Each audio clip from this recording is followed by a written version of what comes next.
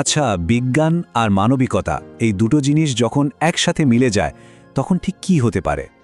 আজ আমরা ঠিক সেরকমই একটা গল্পের গভীরে যাব। পশ্চিমবঙ্গ বিজ্ঞান মঞ্চের ৪০ বছরের এক দারুণ যাত্রার গল্প, যেখানে যুক্তি আর আবেগ যেন হাতে হাত রেখে এগিয়েছে। ৪০, এটা কিন্তু শুধু একটা সংখ্যা নয়, না, একদমই না।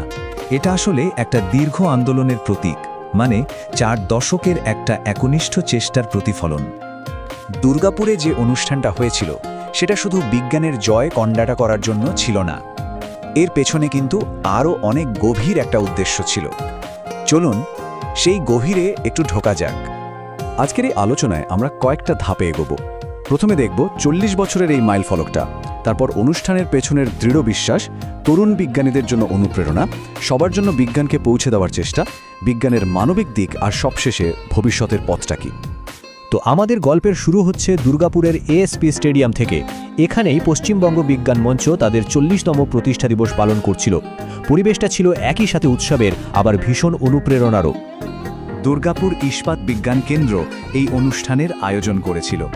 আর কি বলবো, এটা ছিল ছাত্রছাত্রী, বিজ্ঞানী আর সমাজকর্মীদের এক অসাধারণ মিলনক্ষেত্র। সবার ভাবনার কেন্দ্রে ছিল একটাই সুর, বিজ্ঞানকে মানবিকতার সাথে জুড়ে দেওয়া। এবার চলুন অনুষ্ঠানের শুরুর দিকটায় যাই। একটা বেশ ভাবগাম্ভীর্যপূর্ণ মুহূর্তের মধ্যে দিয়ে কিন্তু একটা খুব শক্তিশালী বার্তা দেওয়া হয়েছিল সেদিন। ভাবুন তো সেই মুহূর্তটার কথা।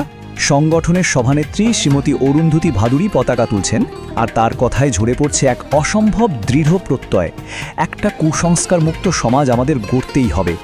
আর ওই কথাগুলোই, মানে ওই স্পিরিটটাই যেন সারাদিনের অনুষ্ঠানের সুরটা ঠিক করে দিল। দেখুন, যে কোনো আন্দোলনের ভবিষ্যৎ তো নির্ভর করে তার পরের প্রজন্মের ওপর, তাই না? আর এই অনুষ্ঠানে তরুণ প্রজন্মকে যে কি দারুণভাবে গুরুত্ব দেওয়া হয়েছিল। এই অনুষ্ঠানের একটা দারুণ ব্যাপার ছিল মেধাবী ছাত্রছাত্রীদের একেবারে কেন্দ্রে রাখা। একদিকে যেমন সায়েন্স ট্যালেন্ট সার্চ পরীক্ষায় যারা ভালো করেছে তাদের পুরস্কৃত করা হলো, তেমনি অন্যদিকে দুর্গাপুরের বিভিন্ন স্কুলের পড়ুয়ারা তাদের বানানো সায়েন্স মডেলগুলো দেখাচ্ছিল। আর এই ক্ষুদে বিজ্ঞানীদের বানানো মডেলগুলো, সেগুলোতে ভবিষ্যতের যে কি দারুণ সম্ভাবনা ফুটে উঠেছিল। পরিবেশ রক্ষা থেকে শুরু করে নতুন নতুন টেকনোলজি, তাদের ভাবনাগুলো দেখে সত্যি অবাক হতে হয়। এবার একটা খুব গুরুত্বপূর্ণ প্রশ্নে আসা যাক। বইয়ের পাতার বিজ্ঞান আর সাধারণ মানুষের রোজকার জীবনের মধ্যে তো একটা দূরত্ব থেকেই যায়। এই দূরত্বটা কমানো কিন্তু একটা বিরাট চ্যালেঞ্জ। কিন্তু আসল প্রশ্নটা হলো, বিজ্ঞানের মতো এমন একটা জটিল বিষয়কে সাধারণ মানুষের জীবনের সাথে জোড়া যায় কিভাবে? উত্তরটা সহজ কিন্তু খুব জরুরি, বিশেষজ্ঞদের মাধ্যমে। মানে এমন মানুষের মাধ্যমে যারা এই দূরত্বটা কমিয়ে আনতে পারেন। আর এই অনুষ্ঠানে ঠিক সেই চেষ্টাই করা হয়েছিল। যেমন ধরুন, এনআইটি কলেজের অধ্যাপক হীরক, উনি এত সুন্দর একটা প্রেজেন্টেশন দিলেন, দেখিয়ে দিলেন কিভাবে বিজ্ঞানের ওই কঠিন সূত্রগুলো আসলে আমাদের সমাজের উন্নতির সাথে একেবারে জড়িয়ে আছে। ওর কথাগুলো ছাত্রছাত্রী আর বাকি দর্শকদের মধ্যে একটা নতুন কৌতূহল তৈরি করে দিয়েছিল। এবার আমরা অনুষ্ঠানের সেই পর্বে চলে এসেছি যেটা ছিল সবচেয়ে আবেগঘন আর প্রভাবশালী, যেখানে জ্ঞান আর করুণা যেন এক হয়ে গিয়েছিল। বিজ্ঞানের মানবিক দিকটা একেবারে সামনে চলে এসেছিল। এই তুলনাটা দেখুন কি পরিষ্কারভাবে পুরো অনুষ্ঠানের মূল বার্তাটা বলে দিচ্ছে।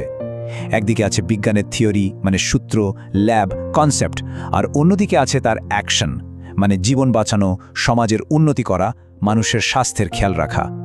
পরের বক্তার কথাটা ঠিকমতো বুঝতে হলে থ্যালাসেমিয়া রোগটা সম্পর্কে একটু জানতে হবে।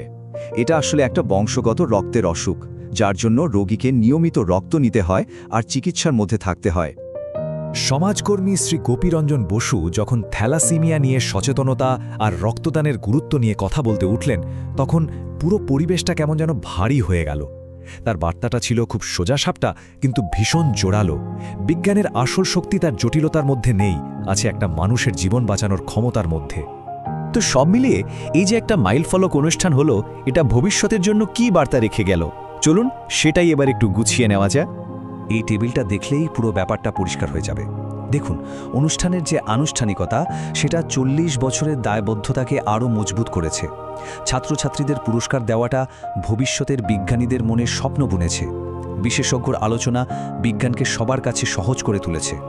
আর মানবিকতার উপর জোর দেওয়াটা দেখিয়েছে যে বিজ্ঞান আসলে জীবন বাঁচানোর জন্যই। সুতরাং শেষ কথা হলো, লক্ষ্যটা কিন্তু একদম পরিষ্কার। সবার জন্য একটা কুসংস্কার মুক্ত বিজ্ঞানমনস্ক সমাজ তৈরি করা। আর এই অনুষ্ঠানটা সেই লক্ষ্যের দিকে এগিয়ে যাওয়ার জন্য একটা খুব জরুরি পদক্ষেপ ছিল। সবশেষে একটা প্রশ্ন মনে ঘুরপাক খাচ্ছে, যখন একটা গোটা সমাজ সত্যিই বিজ্ঞানকে মানুষের সেবায় কাজে লাগায় তখন কি হতে পারে? দুর্গাপুরের ওই দিনের অনুষ্ঠানটা হয়তো তারই একটা ছোট্ট ঝলক আমাদের দেখিয়ে দিয়ে গেল।